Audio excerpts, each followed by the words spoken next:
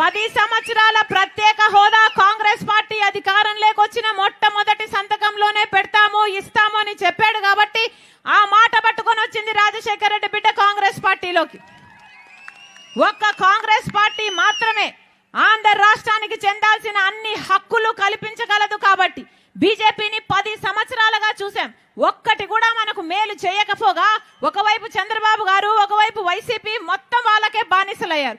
ఇలాంటి పరిస్థితిలో ఒక కాంగ్రెస్ పార్టీ తప్పితే ప్రజల పక్షాన నిలబడే పార్టీ లేదు కాబట్టి రాజశేఖర రెడ్డి బిడ్డ కాంగ్రెస్ పార్టీలో చేరింది. మీరు ఆశీర్వదించండి. రాజశేఖర రెడ్డి బిడ్డ మీకు మాటిస్తుంది. 10 సంవత్సరాల ప్రత్యేక హోదా రాజశేఖర రెడ్డి బిడ్డ తీసుకొస్తుంది ఆంధ్ర రాష్ట్రానికి. మీరు ఆశీర్వదించండి. కాంగ్రెస్ పార్టీ అధికారంలోకి వచ్చినాక ఒక ప్రత్యేక హోదా కాదు, పెద్ద పెద్ద